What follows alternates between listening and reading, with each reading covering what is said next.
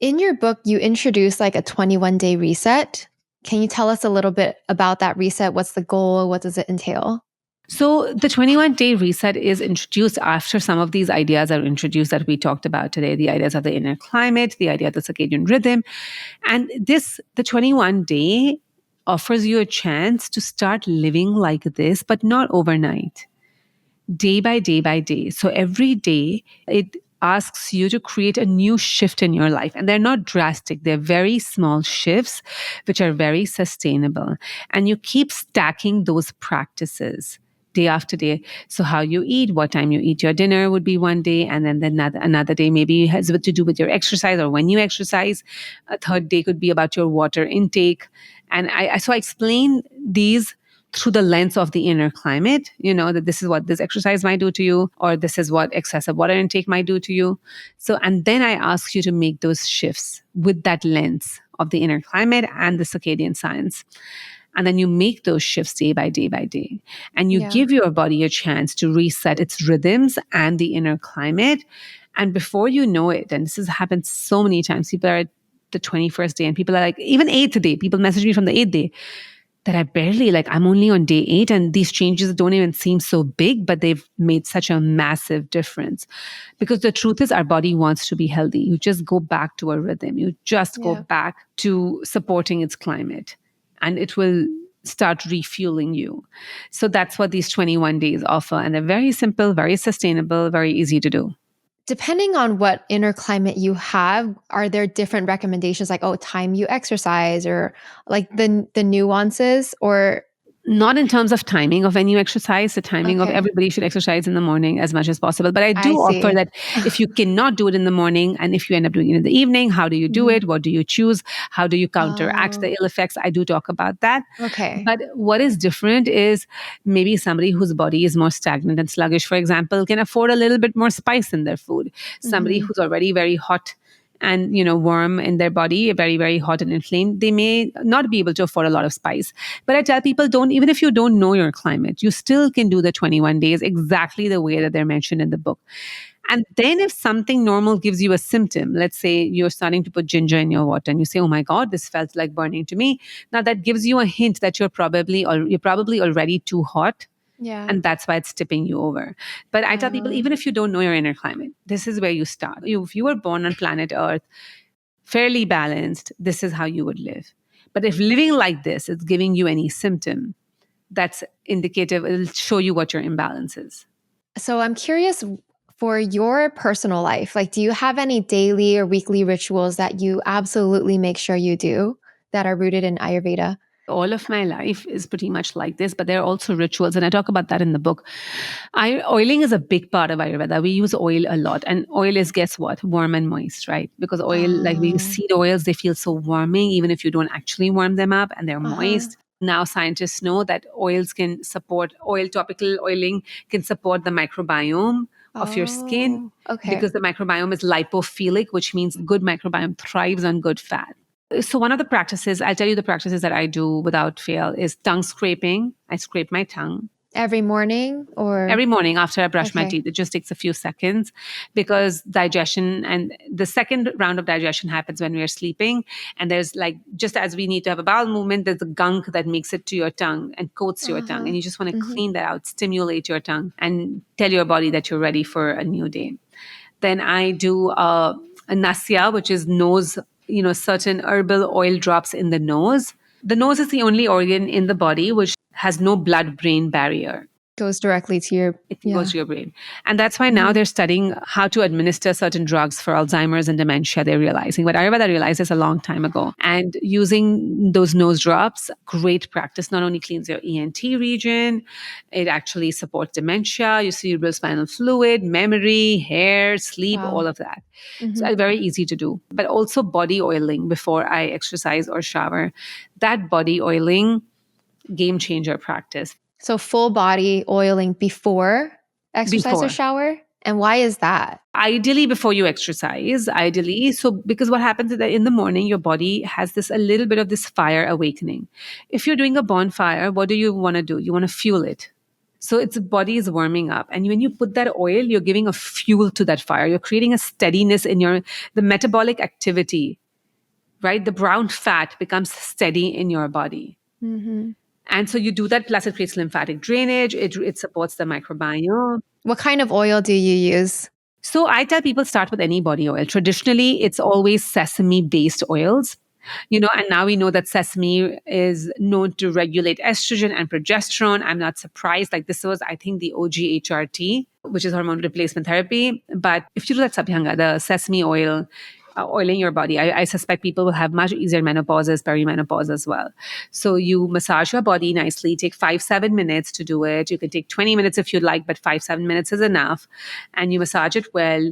It's a very loving practice as well. You induce touch, you regulate your nervous system, you promote lymphatic drainage, but also oil has this great ability to penetrate through your pores and go inside and pull toxins out, right? If you have oil sitting on, let's just say, like a table, a dirty table, or a table that you cannot really see the grime.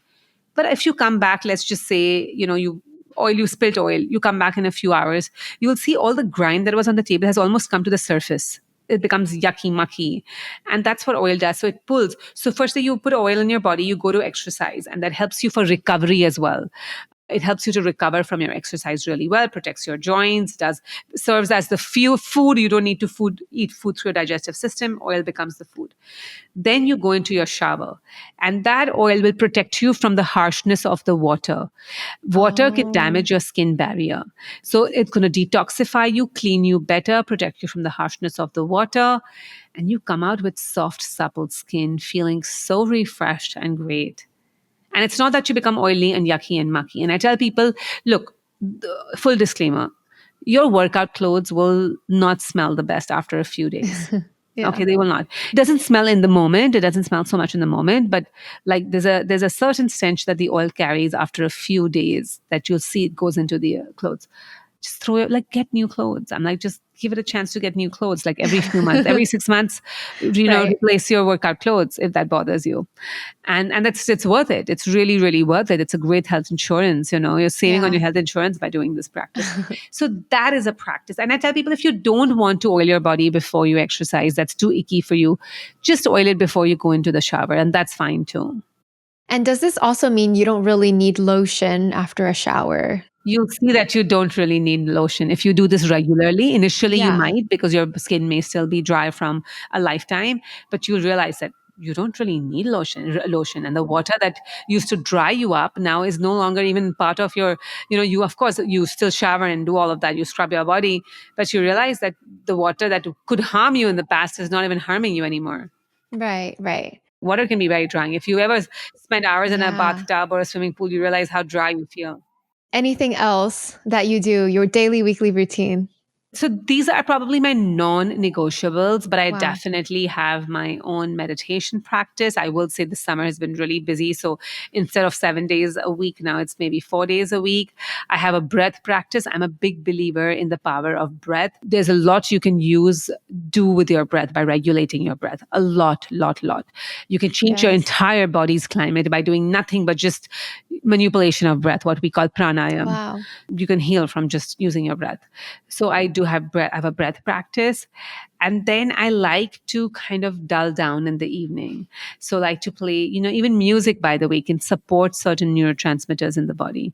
So there are evening ragas. If you even go on Spotify, people can look at RAGA, which is classical compositions. And they actually work directly with your neurotransmitters. You don't have to do anything, but you wind down with those. So your body has an easier time transitioning into the evening. And then a foot massage in the night. Actually, these days, more and more, I'm doing a foot massage at night and putting my legs up against the wall in what yogis call viparit karni, which is lay down, put your legs up against the wall, helps to regulate your nervous system, lower your blood pressure. And I would say, so I have a nightly routine, which is smaller than my morning routine. And all day long, I try to maintain breath awareness. I sit with this thermos of hot, like warm water, which is always infused with an herb. Okay. And I keep sipping from this, especially during the daytime. You only drink hot or warm water? Yeah, I only drink hot or warm water. What are your go-to herbs for your water? So it depends on the season. If it's winter, it's like a warming spice like carom seeds, also known as celery seeds. Those are very warming. Sometimes I'll add fennel seeds to that. Sometimes if it's really hot, I'll just put mint leaves. So it depends on the season that I will choose the herbs that I throw into my water. I see. So are you also like you don't drink ice water or eat cold things sort of person? It's not that I never, I tell everybody that, listen, keep what you want once in a while, but just you don't want to do it because you were neglectful, right? Like you don't want to just show up at a restaurant and be like, I just had cold water because I was mindless. They gave me cold water. I drank cold water. So I would say that I drink cold beverages less than most people. That's Yeah. my honest answer. But Yes. listen, I have 2 teenage daughters, and they're going to want to, they want to go to get their bubble tea, and I'll say, okay, please get less ice, please get less sugar. Let's still have some ice, but I will take a sip here or there. I wouldn't mind. I don't love ice cream, but maybe once a year I might eat ice cream. At any other time Yeah. somebody else is eating, I might try 1 spoon, but I can't do more than that because my Yeah. body just thrives in that warm and moist, like all our bodies do. Yes. But my body really has a strong memory of that. So That makes total sense. I mean, I also know a little like traditional Chinese medicine, like we don't do ice. I used to love smoothies and making smoothies, and now I'm just like, I can't really have smoothies. I try not to eat salads as much because I want cooked, warm foods. same. In Ayurveda, are salads just not good for most people? Yeah, and yet we talk about the Greek food, like Greek diet, and they ate salads, right? But what I've noticed that all traditional cultures that ate some level of raw foods, they always added 2 elements: warm and moist, oil and spices that were warming, Okay. like whether it's sumac or the garlic or like parsley or something. And then they added either lemon juice or vinegar. So the oil is the moist, the Yes. spices is the warm, the vinegar is also warm because it's fermented. Oh, okay. Lemon juice is also warm, it would burn your skin. Oh, okay. So they always added warm and moist. And when you add warm and moist, you actually kick in metabolic process. So you actually, in a way, without cooking those salads, you start this kind of breakdown. So if you even just cut cucumbers and you keep them for a long time, it'll start fermenting a little bit through this warm and moist association.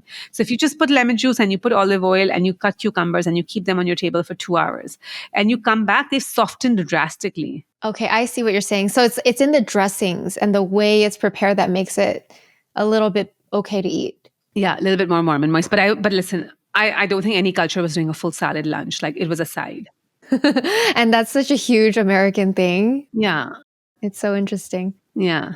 Nidhi, if there was one final takeaway that you want to leave with our listeners today, something that you want to make sure that they remember out of everything we talked about, or maybe it's something new, what would that be? I introduced this idea of having a lot of power in your breath, but just know that every inhale makes your body solar, which means it puts your body in action mode, warms everything up, energizes everything. What we also call the sympathetic mode.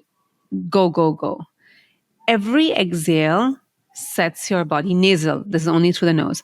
Every exhale sets your body in repair mode, lunar mode, night mode, being. Inhale is doing, exhale is being. Wow. And as human beings today in the 21st century, we are doing. We're sun, solar. And that's why when we have a really busy day, and when we come back, you sit on the chair, you're going to exhale. You're going to have force and exhale. But if you become mindful of having those long exhalations through the day, through your nose, nobody has to notice them. They're very natural because most of us hold our breaths. We're living on short exhales. If you wear a wearable like a Whoop or a Ring, most people are breathing 14, 16 breaths per minute. If you're stressed, you're breathing 22, 25 breaths per minute.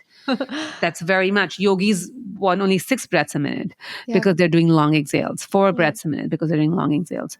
So there's one thing you can change and you can bring, and if you want to bring your body to regulation, focus on those long exhales. If you're having a really busy day and you want to repair, every breath has a chance to repair. And don't miss that chance.